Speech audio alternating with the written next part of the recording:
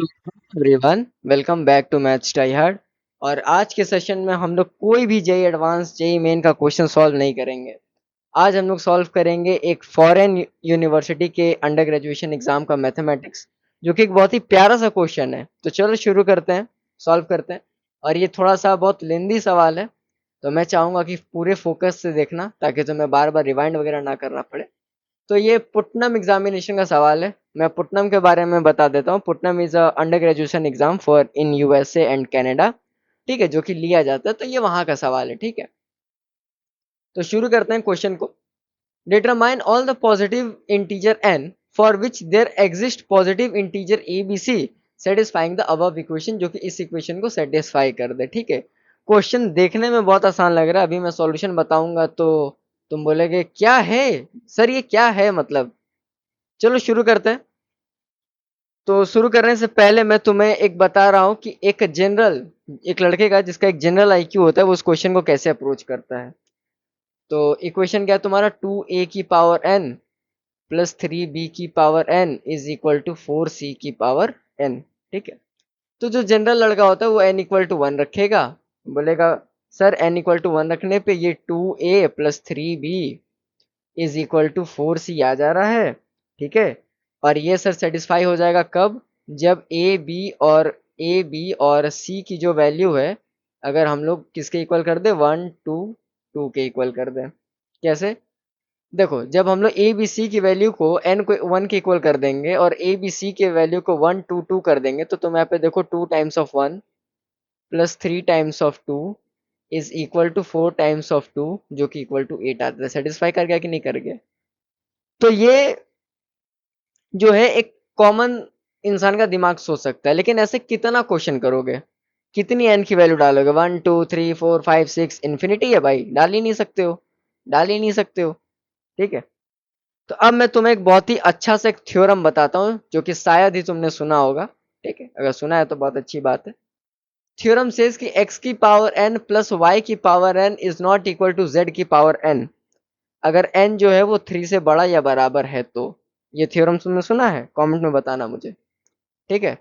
x की power n plus y की power n is not equal to z की power n, अगर n वहां पे 3 से बड़ा हो गया तो, मतलब किसी भी पॉजिटिव इंटीजर ग्रेटर देन 3 के लिए ये सॉल्यूशन एग्जिस्ट नहीं करेगा।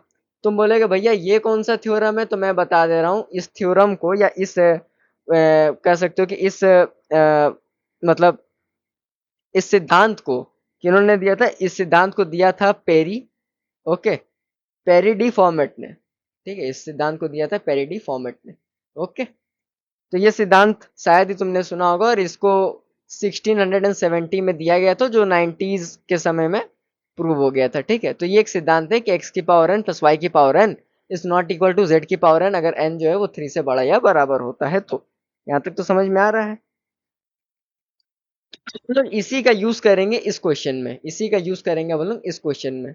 कैसे करेंगे, मैंने बोला मैंने बोला कि चलो मान लो, मैंने बोला कि चलो मान लो, सपोज, मैंने बोला सपोज ए बी सी जो है, ए बी सी जो है वो इज अ सॉल्यूशन है, is a solution. A B C जो है ना इज अ सॉल्यूशन है।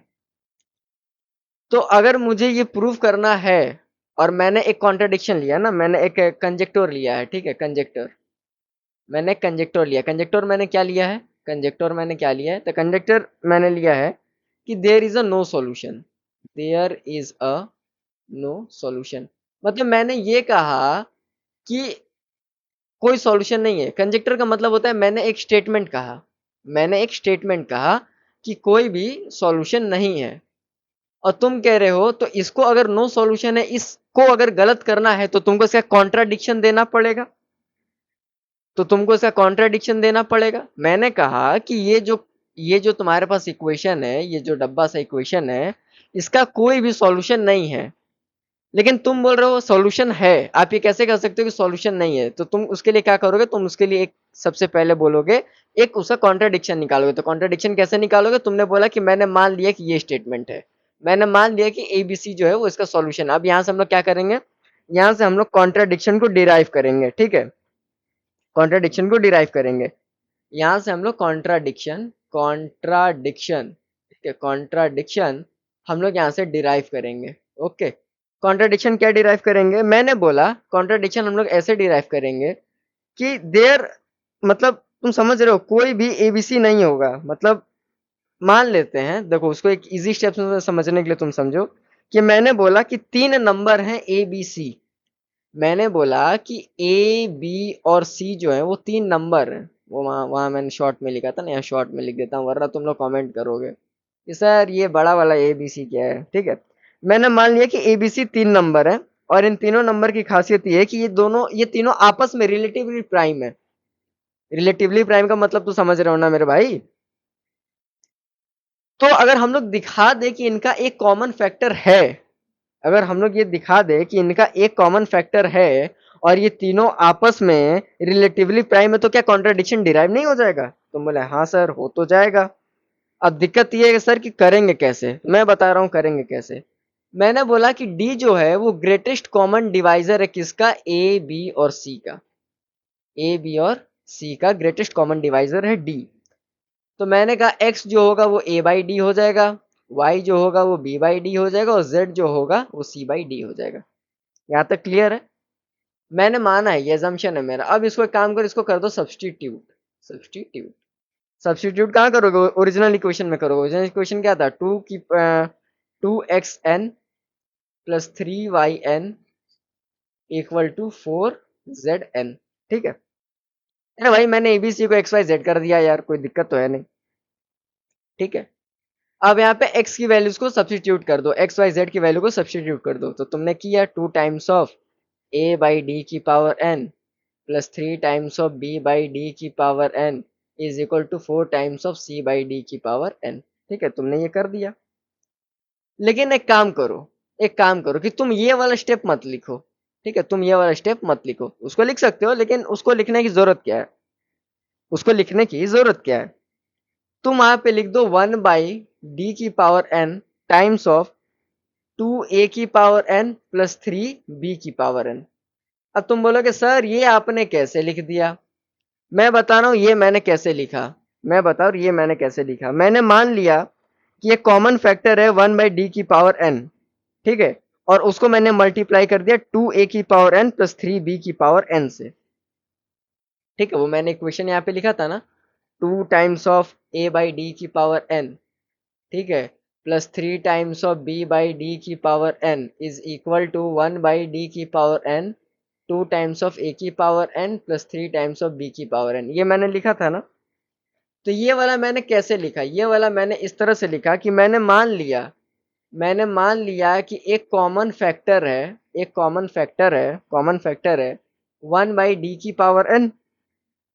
ठीक है, और इसको बाद में मैंने किससे मल्टीप्लाई कर दिया, 2a की पावर n से प्लस 3b की पावर n से। ठीक है, देखो ये मैथमेटिकल मैनिपुलेशन है, ये तुम सीखो। अभी ये मत सोचो कि आपने ये क्यों किया, कैसे किया, क्या जरूरत थी, नहीं उतना मत सोचो। तुम देखो अभी स्टेप्स कैसे फॉलो हो रहे हैं, बाकी जब तुम 2-3 बार वीडियो देखोगे तो तुम्हें खुद ही क्लैरिटी हो जाएगी। अब मैंने इतना काम कर दिया, अब मैंने इतना काम कर दिया।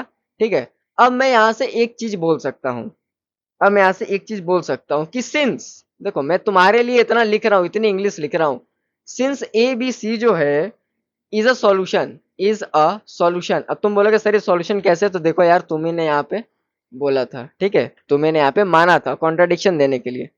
तो तुमने बोला कि चलिए मान लेते हैं कि ए बी सी एक सॉल्यूशन है, तो इसका जो समेशन होगा, समेशन जो होगा वो 4 टाइम्स ऑफ सी की पावर एन होगा। क्यों, ऐसा क्यों होगा, क्योंकि देख लो यहाँ पे क्वेश्चन में ही दिया हुआ है। भाई इसी को ना तुमने लिखा है यार, इसी को ना तुमने लिखा है, इसी को ना तुमने लिखा है। ठीक है, इसलिए मैंने ये लिखा, इसलिए मैंने यहाँ पे लिखा कि ये समीशन होना चाहिए 4c की पावर n का। ठीक है, अच्छा अब यहाँ से तुम एक काम और कर सकते हो कि सर अगर ये बात सही है तो ये भी कह सकते हैं कि 4c की पावर n के समीशन के इक्वल होना चाहिए। ठीक है, सम जो होगा वो 4 टाइम्स ऑफ c की पावर n के इक्वल होना चाहिए। यानी सर आप ये भी कर रहे हैं कि 4 times of c by d की पावर n के इक्वल होना चाहिए। मैंने कहा हाँ। तो तुम ये भी कह रहे हो कि सर आपका कहने का मतलब है कि 4 टाइम्स ऑफ z की पावर n की आप बात करें। मैंने बोला हाँ, मैंने बोला हाँ। ठीक है, अब क्या करेंगे, वो जो एक इक्वेशन था 2x की पावर n प्लस 3y की power n is equal to 4 times of z की पावर n। ठीक है, अगर इसका सॉल्यूशन एबीसी है, अगर इसका सॉल्यूशन एबीसी है और डी क्या है, ग्रेटेस्ट कॉमन डिवाइजर है, तो डिराइव करना पड़ेगा, डिराइव करना पड़ेगा दूसरा सॉल्यूशन डिवाइड करके। किससे डिवाइड करेंगे, किसे डिवाइड करेंगे, जीसीडी से डिवाइड करेंगे। नहीं समझे, मैं वापस समझा रहा हूं कि अगर तुम बोल रहे हो कि इस इक्वेशन का सॉल्यूशन ए बी सी है, ए बी सी है, ठीक है, तो तुमको इसका एबीसी है, ठीक है, और तुमने ये बोला है कि डी जो है, डी जो है वो ग्रेटेस्ट कॉमन डिवाइजर है, ठीक है, तो अगर ये बात को प्रूफ करनी है तो तुम ये कहोगे ना कि तुमको दूसरा सॉल्यूशन डिराइव करना होगा। तुम कैसे डिराइव करोगे, सबको डिवाइड कर दोगे ग्रेटेस्ट कॉमन डिविजर डिवाइजर से, यही करोगे ना, यही करोगे ना। अब मैं आगे के स्टेप्स बता रहा हूँ, उसे थोड़ा तुम ध्यान से देखना, उसे थोड़ा तुम ध्यान से देखना, ठीक है, क्योंकि आगे के स्टेप्स ना थोड़े से तुम्हें टिपिकल लग सकते हैं या थोड़े से एडवांस लग सकते हैं तुम्हें, ठीक है। तो अब मैंने ये बात कह दी कि अगर एबीसी जो है, एबीसी जो है वो उसका सॉल्यूशन है और डी ग्रेटेस्ट कॉमन डिवाइजर है, तो तुमको डिराइव करना पड़ेगा दूसरा सॉल्यूशन। कैसे डिराइव करोगे, उसको डिवाइड करेंगे, किससे, सबको डिवाइड करेंगे ग्रेटेस्ट कॉमन डिवाइजर से, ठीक है, समझ में आ गया। यानी कि इसका मतलब है कि बिना लॉस ऑफ जनरलिटी, ठीक है, यानी कि मेरा कहने का मतलब है विदाउट लॉस इन जनरलिटी, जेनरलिटी, भाई देखो स्पेलिंग से ना थोड़ा सा मतलब ओकेश कर लेना यार, मतलब मैथ में स्पेलिंग देखते नहीं है मेरे भाई, ए बी सी से, ठीक है। तो बिना लॉस किसी जनरलिटी के greatest common divisor A B C में जो कि इक्वल टू 1 है, ठीक है, क्या मैं ये नहीं कह सकता हूँ कि 3b की power n is nothing but equal to 4c की पावर n माइनस 2a की पावर n। ये मैंने कैसे लिखा, मैंने ओरिजिनल इक्वेशन में से 2a की पावर n को डिवाइड कर दिया, सॉरी सब्ट्रैक्ट कर दिया दोनों साइड, ठीक है। अच्छा, अब तुम यहाँ से एक चीज नोटिस करोगे कि यहाँ से 2 का एक फैक्टर तुमको मिलेगा, यहाँ से तुम कर दो 2 टाइम्स ऑफ 2 की पावर 2 को बाहर निकालेंगे तो 2c की पावर n माइनस a की पावर n, और ये किसके इक्वल है, 3b की पावर n के इक्वल है। अब यहाँ से देखना, अब यहाँ से खेल पलट जाएगा, अब यहाँ से खेल जो है पलट जाएगा।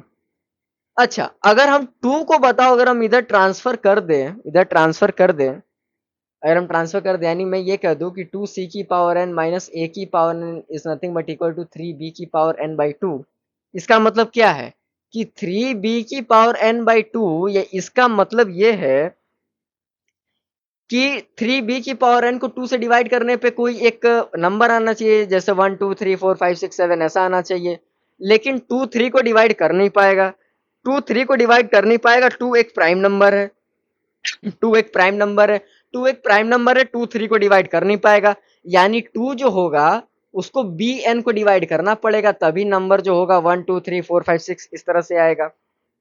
यानी कि बी एन को ना चाहते हुए भी 2 का मल्टीपल होना पड़ेगा।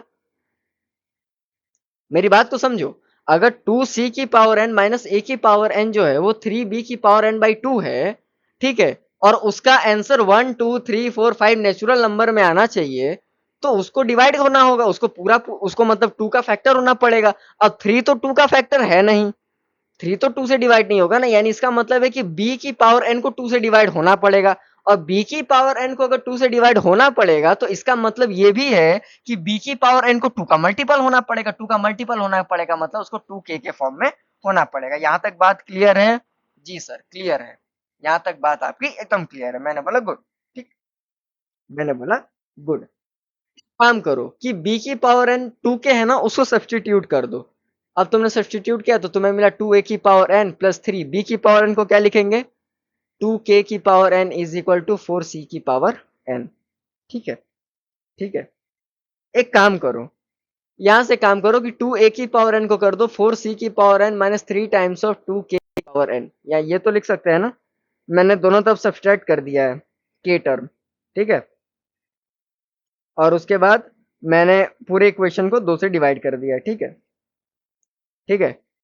तो अब यहाँ जो बचेगा तुम्हारा a की power n is equal to 2c की पावर n माइनस 2 की पावर n माइनस 1, ओके, और 3k की पावर n। मैंने ये इक्वेशन कैसे लिखा ये पता है ना सबको, ये तो पता है ना, ये तो पता है ना, मैंने सबको डिवाइड कर दिया, 2 से, ठीक है। मैंने सबको 2 से डिवाइड कर दिया, बाकी कोई रॉकेट साइंस नहीं किया है। यहां तक क्लियर है? जी सर क्लियर है। अब सुनो, अब आरएचएस का फैक्टर 2 है। अब देखो आरएचएस का फैक्टर 2 है, देखो यहाँ अब कैसे 2 है सर, मैं बता दे रहा हूँ कैसे 2 है। यहाँ देखो 2 है, यहाँ देखो 2 है, यानी फैक्टर तो 2 है सर। जी सर, अब तो कुछ समझ में आ रहा है यहाँ तक, अब तो कुछ समझ में आ रहा है सर। जी सर, ठीक है। अगर समझ में आ रहा है तो अच्छी बात है, अगर समझ में आ रहा है तो अच्छी बात है। इसका मतलब है कि 2 को a की पावर n को डिवाइड करना होगा। कैसे सर? जैसे मैंने ये b की पावर n वाला गेम यहाँ किया है, वैसे ही तुमको इधर 2 को कॉमन निकाल के इधर इसको लेके चल जाना है, तो इधर भी वही काम होगा, इधर भी वही काम होगा। बात समझ में आ रही है? यानी कि सर आप ये कहना चाह रहे हैं मोटा मोटी कि सर a की पावर n को 2 से डिवाइड होना ही पड़ेगा, और होना ही पड़ेगा यानी a की पावर n को 2 टाइम्स ऑफ m के इक्वल होना पड़ेगा, तभी तो 2 से पूरा पूरा डिवाइड होगा। यानी a को इवन नंबर होना पड़ेगा, ठीक है, a को इवन नंबर होना पड़ेगा। और यहाँ पे काम करो ना, a की पावर n मतलब, यानी a को इवन नंबर होना पड़ेगा, ठीक है, a को इवन नंबर होना पड़ेगा। यहाँ तक क्लियर है? यहाँ तक क्लियर है? जी सर। अच्छा, अब तुम्हें एक बात पता चल गई, अब तुम्हें एक बात पता चल गई कि b और a जो है दोनों एक इवन नंबर हैं। ये बात क्लियर हो गई, क्यों? क्योंकि b इक्वल टू 2k है और a इक्वल टू 2m है। ये तो दोनों क्लियर हो गया, यहां से तो दोनों क्लियर हो गया ना। अच्छा, अगर a और b दोनों इवन नंबर हैं, यानी इसका इसका ये इंप्लाई होता है कि सर c भी तो इवन नंबर होगा, c भी तो इवन नंबर होगा। मैंने बोला हाँ चलो चेक कर लेते हैं, तो मैंने चेक किया, तो 2 टाइम्स ऑफ 2 की पावर m इज क्या whole power n plus 3 times of 2k की power n is equal to 4c की पावर n, यही है। और तुम क्या बोल रहे हो कि सर अगर a और b दोनों इवन है तो c को भी इवन होना पड़ेगा। मैंने बोला हाँ चलो चेक कर लेते हैं। एक काम किया मैंने, दोनों तरफ 4 से डिवाइड कर दिया, एलएचएस आरएचएस दोनों में 4 से डिवाइड कर दिया, तो मुझे मिला 2 times of n minus 1 m की power n plus 2 times of n minus 2 3 times of k की power n is equal to c की पावर n, ठीक है। और हमारा एजम्पशन क्या था? हमारा एजम्पशन क्या था? हमारा एजम्पशन क्या था? ये तो याद है ना कि मैं n equal to greater than equal to 3 के लिए बात कर रहा हूँ, ये तो पता है ना, ये तो हमने एज्यूम किया था ना भाई। यहाँ पे देखो, ये तो हमने एज्यूम किया था ना, मैंने बोला था ना कि इसी थ्योरम को लगाएंगे, ये मत बोलना कि सर आपने ये कहां से लेके आ गया, ठीक है, ठीक है, मैंने ये तो बोला था ना। अच्छा, मैंने ये बोला था। सर एक चीज और दिख रही है, मैंने बोला क्या? आपने बोला कि सर वही पुराने स्टाइल में इधर भी 2 दिख रहा है, इधर भी 2 दिख रहा है, मतलब 2 फिर इधर ट्रांसफर हो जाएगा, यानी c की पावर n को 2 से डिवाइड होना पड़ेगा, मतलब c को इवन नंबर होना पड़ेगा। मैंने बोला हाँ, तुमने पकड़ लिया। यानी तुम ये बोल दिए कि c is equal to 2p, यानी जो तुमने स्टेटमेंट इस b और a को दे करके बोला था कि सर a और b अगर दोनों इवन है तो c भी इवन होगा, ये मैंने प्रूफ कर दिया दोनों तरफ 4 से डिवाइड करके। तुमने बोला हाँ सर, ठीक है, तुमने बोला हाँ सर, ठीक है। एक काम करो कि अगर 2 डिवाइड कर देता है ए बी सी को, अगर 2 डिवाइड कर देता है ए बी सी को, जो कि कॉन्ट्राडिक्ट कर दे रहा है तुम्हारा एजम्पशन कि ग्रेटेस्ट कॉमन डिवाइजर जो होगा ए बी सी का 1 होगा, तो तुम्हें एक कॉन्ट्राडिक्शन तो मिल गया, एक कॉन्ट्राडिक्शन तो मिल गया, ठीक है। अब तुम बोलोगे कि sir n equal to N greater than equal to 3 पे तो हमारा नहीं हुआ, मतलब 4 5 6 7 पे भी नहीं होगा, तो तुमने बोला कि सर क्यों ना n इक्वल टू 2 पे ही चेक कर ले हम लोग। मैंने बोला नहीं कर सकते हैं। तुमने बोला क्यों सर, क्यों नहीं कर सकते हैं? मैंने बोला इधर देखो। तुमने इधर देखा, n माइनस 2। अब अगर n की वैल्यू को अगर 2 रख लोगे लाला, अगर n की वैल्यू को अगर तुम 2 रख लोगे तो 2 की पावर 0 बराबर 1 होता है ना मेरे भाई, तो ये तो कंक्लूड ही नहीं कर पाएगा, ये तो कंक्लूड ही नहीं कर पाएगा। क्यों सर, क्यों नहीं कर पाएगा? क्योंकि मेरे भाई अगर तुम इस इक्वेशन को थोड़ा सा भी ध्यान से देखोगे, थोड़ा सा भी ध्यान से देखोगे, तो 2 की power n minus 2 3 times of k की पावर n बाई 2, इसको तुम कंक्लूड नहीं कर पाओगे, इसको तुम कंक्लूड नहीं कर पाओगे, इसको तुम एक्चुअली में कंक्लूड नहीं कर पाओगे, ठीक है। इस पर थोड़ा सोचना, ठीक है। तो तुमने बोला कि सर ठीक है ना, n इक्वल टू 2 पे इसी तरह से चेक कर लेते हैं, इतना जो लंबा मैंने प्रोसीजर किया, लेकिन अब उतना लंबा नहीं करना पड़ेगा। मान लिया मैंने कि n इक्वल टू 2 पे, फिर माना मैंने कि suppose suppose A B C जो है इज अ सॉल्यूशन। मैंने ये बात फिर से बोला कि n इक्वल टू 2 पे सॉल्यूशन है विदाउट लॉस इन जनरलिटी, ठीक है, विदाउट लॉस इन जेनरलिटी, ठीक है, जेनरलिटी। जीसीडी क्या होगा इसका, GCD of A B C क्या होगा, इक्वल टू 1 हो जाएगा, ठीक है, इक्वल टू 1 हो जाएगा। तो कम से कम फैक्टर तो 3 का होना चाहिए, equivalent to the mod of 3। नहीं समझे, नहीं समझे, अगर n इक्वल टू 2 अगर तुमने पुट कर दिया तो वो इक्वेशन तुम्हारे पास क्या बना, 2a² 3b² is equal to 4c² बना ना, क्योंकि n इक्वल टू 2 तुमने पुट किया है। यहाँ पे तुम 2 नहीं ले सकते थे इसके वजह से, लेकिन काम तो तुम n greater than equal to 3 वाला ही कर रहे हो ना। यहाँ पे हो गया, यहाँ तक समझ में आ गया। अब यहाँ पे ना एक कंसेप्ट मैं तुम्हें बताऊंगा मॉड्यूलो का, ठीक है, अगर तुमने नहीं पढ़ा है तो इसे पढ़ लो, ठीक है, क्योंकि यहाँ से मॉड्यूलो का काम है, थोड़ा सा एक एडवांस टॉपिक है, ठीक है। क्योंकि मैं मतलब बता नहीं सकता हूँ ना भाई, लेक्चर बहुत बड़ा हो जाएगा और एक क्वेश्चन को इतना खींचना अच्छा भी नहीं है। तो जिनको मॉड्यूलो आता है वो यहाँ से कंटिन्यू कर सकते हैं। -a² is equivalent to c² mod 3 modulo 3। ये वाला मॉड नहीं है, ये वाला मॉड, ये वाला मॉड में बहुत अंतर होता है, पहले ही बता दे रहा हूँ। और एक अंदाजा मैं तुम्हें दे दे रहा हूँ मॉड्यूलो का, जिसे नहीं पता है, थोड़ा सा जानना चाहते हो, मैं तुम्हें एक अंदाजा और दे दे रहा हूँ कि मॉड्यूलो का मतलब क्या होता है। मॉड्यूलो का मतलब क्या होता है कि मॉड्यूलो 3 में, मॉड्यूलो ऑफ 3 में, मैं मॉड्यूलो ऑफ 3 की बात कर रहा हूँ। मॉड्यूलो ऑफ 3 में 2 जो होता है -1 बन जाता है, 4 जो होता है 1 बन जाता है, और 3 जो होता है वो 0 बन जाता है। ये बात यहाँ तक क्लियर है, ये बात यहाँ तक तो क्लियर है ना, ठीक है, तक तो क्लियर है। चलो, तो भाई जिनको मॉड्यूलो आता है तो -a² जो होगा वो किसके इक्विवेलेंट होगा, c² के मॉड्यूलो 3 के। समझ में आ गया, ठीक है। यानी इसका मतलब है कि सर कि 0 is equivalent to a² plus c² modulo 3। मैंने बोला हाँ, मैंने बोला हाँ। यानी कि तुम यहां से कंक्लूड कर सकते हो कि 0² is equal to 0 mod 3 modulo 3। Mod mod बोलने का आदत हो गया जी वाले बच्चों को पढ़ाते पढ़ाते, ठीक है। यानी sir 1² is equal to 1 mod 3। मैंने बोला हाँ। तुमने बोला यानी sir 2² is equal to 1 mod 3, ठीक है, ठीक है, यही बात तो मैंने बोली ना, मैंने तो यही बात बोली ना, ठीक है, कोई दिक्कत नहीं है। यानी तुम यहां से एक चीज कंक्लूड कर सकते हो कि 0 plus 0 is equal to 0 mod 3। यानी कि इसका मतलब है कि 1 plus 0 is equal to 1 mod 3, ठीक है। यानी कि 0 plus 1 is equal to 1 mod 3। अब जिसको मॉड्यूलो नहीं आता है ना उसको ये समझ में नहीं आएगा, ठीक है। और तुम अगर थोड़ा सा 11th-12th में तो तुम थोड़ा इसे दूरी ही बना के रखना, तुम्हें वो समझना था कि मतलब अप्रोच कैसे करते हैं, तो तुमने वो सीख लिया है, ओके। तो ऐसे बहुत कांपने की जरूरत नहीं है कि ये कैसे हो रहा है, ठीक है, मॉड्यूलो 3, ओके। यानी इसका मतलब है कि सर कि आप ये कहना चाह रहे हैं कि a² is equivalent to c² is equivalent to 0 modulo 3। मैंने बोला हाँ, मैंने बोला हाँ। यानी कि सर a² को 3 से डिवाइड करना पड़ेगा, यानी a को 3v के इक्वल होना पड़ेगा।